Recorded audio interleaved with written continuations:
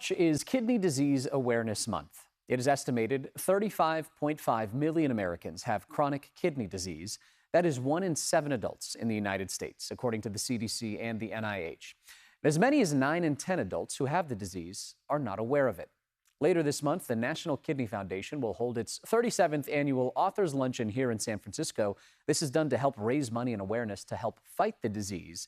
So joining me now live is Maya Shankar, one of this year's participating authors. Maya, thanks for joining us this morning. We appreciate it. Thanks for having me, Max. I really appreciate it. Absolutely. So Maya, your latest book is called The Other Side of Change, Who We Become When Life Makes Other Plans. Certainly this will be a concept that will resonate with people at this upcoming luncheon, but also for so many of our viewers at home. What would you like them to know as we just kind of start this conversation?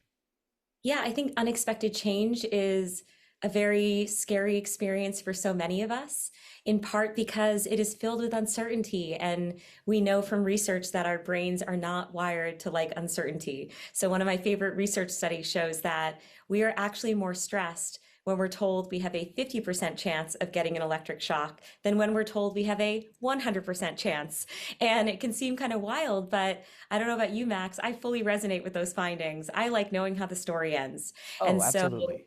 part of this book is aimed at helping people find a bit more comfort in chronic uncertainty and to figure out ways to extract possibility in the hardest moments in their lives. And one of the unique things about your book here is it is clinical, but it is also personal, in which you speak with people and share stories from some people we even may know of who've experienced these unexpected moments. Can you walk me through why that kind of hybrid component of this is so meaningful?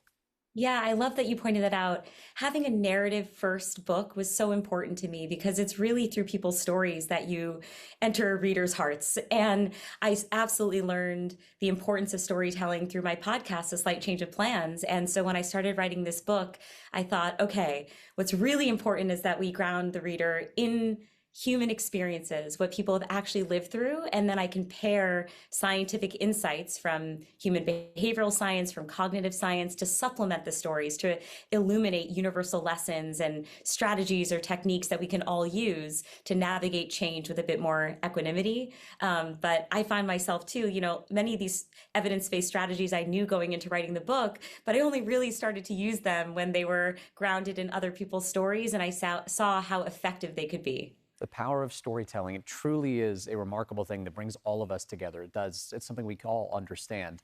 So obviously for people who can't go to the luncheon, some of them may be watching this morning, is there a takeaway you'd want that person to know from your book or from what you're going to talk about on that day?